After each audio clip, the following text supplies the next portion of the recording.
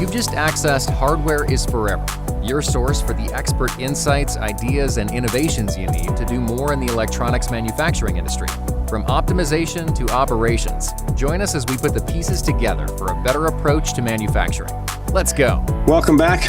This is Hardware is Forever. Jay Patel is with me, and he is the CEO at Amtech, and we are continuing an interesting episodic journey through game theory and what that means in business and in life and in manufacturing and in what we're doing.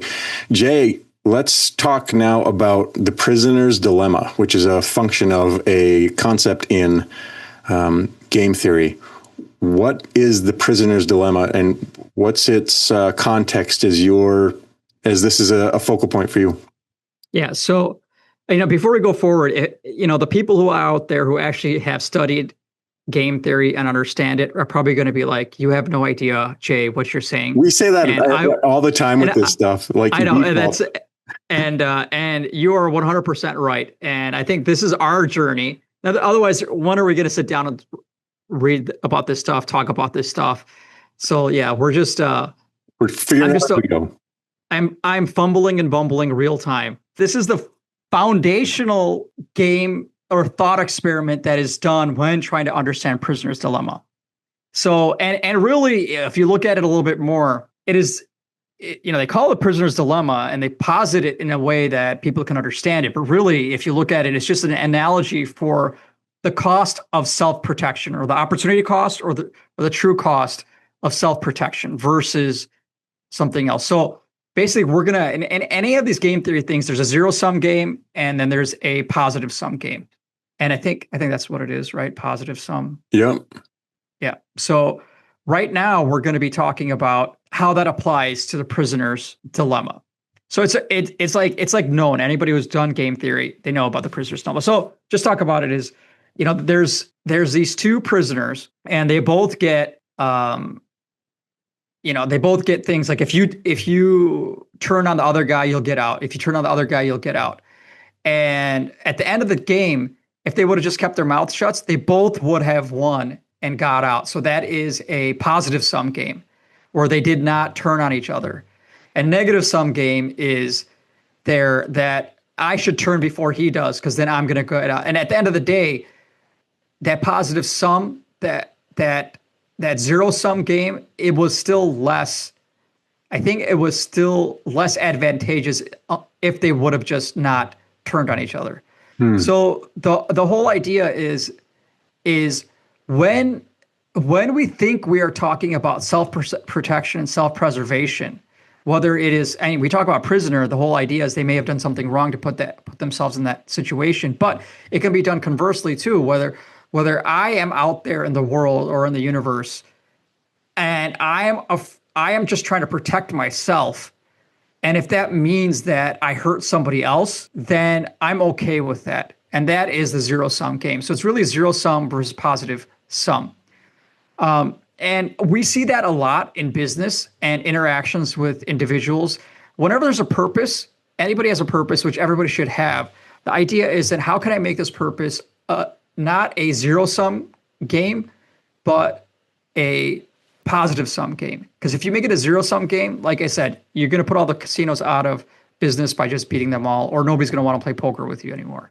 So if we think that we have to screw somebody else over, or put them down, or put them in a position of weakness to get ahead, that is a zero-sum game.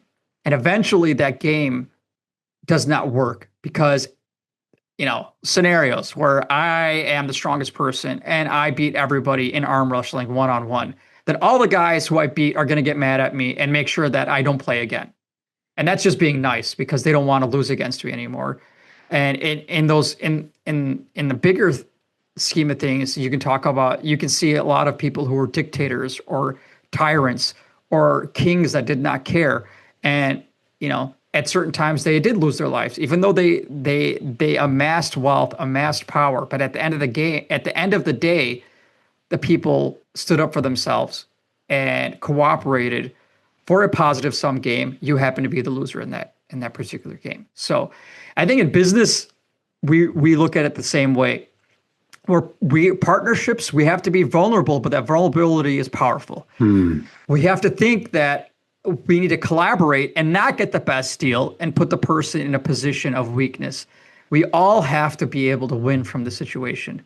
And then, some things that we do is we try to, like, practically speaking, if you want, there's always a saying that if you want to make a deal fall apart, always get a lawyer involved. Which we're not offering legal advice, but that is a maxim. So again, the lawyer comes in there and assesses risks and puts all these protections in place. And by the time you put all the protections in place, the deal doesn't make sense anymore, right? So the whole idea is that self-protection does not work. At the end of the day, it's cooperation and trust. And that's where we really have to focus on. Like, if we look at, even right now, if we look at the whole idea is how many laws should we have and regulations should we have versus not? Are they helping us? Or are they hurting us? Are they slowing down? Or are they speeding us up? If we put too many terms and conditions in, especially in business, if we put too many terms and conditions in our business relationship, are we ever going to get anywhere? I don't know. Like if you put, it's just this whole loop that you create that if you're just trying to protect yourself, you'll never, ever engage with anybody else, because then they're like, well, you protect yourself, then I'm going to protect myself the same way. And then if we just go off of T's and C's in laws and regulation, we'll never, ever interact with each other. There has to be a level of collaboration. And that collaboration is what should be rewarded, not just the outcomes. Because sometimes when we work together, good things will happen, but sometimes we work together, bad things will happen. Bad things may happen, like are even out of our control. We work together to build a house, build a beautiful home, start a family, get married, all these type of things. But then a storm can come by and boom, the house is gone, devastation. So really, a lot of those outcomes are not in our control, but what is in our control is the fact that how we work together and how we collaborate. And that trust and those relationships is what leads to long-term positive sum. So now if my house is, tornado comes in, my house gets devastated, I have a family and my family's going to work together in a positive sum way to rebuild our lives. It may not be the same way, but because we're collaborating, the reward is that we'll be together, we'll be safe, we'll grow together, and we'll have a great chapter of our life. And the same thing with business. I think that applies in a lot of different things. So to work together in a positive sum game, vulnerability, and which is, translated into risk and trust, risk mitigated through trust, that's huge. And also when we know that the relationship, our business relationships or other relationships, there's going to be ups and there's going to be downs. And when there's ups, we celebrate it. And when there's downs, we stand by each other. So the dilemma that the prisoners are facing is either we can figure out a way to get out of here, or I don't trust you. I think you're up to no good. And other guy thinks, I don't trust you. I think you're up to no good. And the game becomes the friction between the two of them rather than this overall perspective is how I'm hearing it. And it seems to me, as you're describing it, that our default sort of human condition is zero sum. Like the reason why we pour over the T's and C's is because we're pretty sure somebody's out to get us, or we're pretty sure that they're going to slip something. Like we have a built-in suspicion. And so we have to build some systems to overcome that so that positive sum becomes a thing. And for me, this comes back to, as these always do, like these other conversations we've had. And I've heard you say how important it is for you to, for instance, trust your vendors. Well, in a zero sum, they'd be trying to turn every screw to make sure that they bleed you dry, and you'd be making sure that you're only getting the bottom dollar kind of thing, and the rest of it doesn't matter. And your energy towards each other has nothing to do with the business outcome. It just becomes that thing. I feel like that's a way of understanding, for me, that's a way of understanding how this kind of applies this into that positive sum sort of game. Do you agree with those things that I shared? Yeah. And I think when you say that it's humans do that, I think if you look at all of nature and a little bit of the more sophisticated species out there. I mean, I'm not talking about bacteria, but then, like amoebas or bacteria, well, maybe even to the certain extent they do as well. But if you look at it, people, there's schools of fish, there's flocks of birds, there's herds of cattle, and they all, to an extent, all of them, when they get to a fight or flight or fawn mode, they think about self-preservation because it is in our natural instinct to not die, right? And I think in those scenarios, we may get to that level. But the difference between being an animal who is fight, flight, or fawn mode versus a human is the fact that humans and sophisticated species that rely on social relationships to actually survive have that different mindset. Even the king of the jungle, the lion, they still work in a social structure, and their survival is predicated on the particular social structure being respected and people and their species engaging in that. So I think we go too far and think in a survival mechanism. So where I need to win and I need to fight to see the next day, and I don't care about anybody else.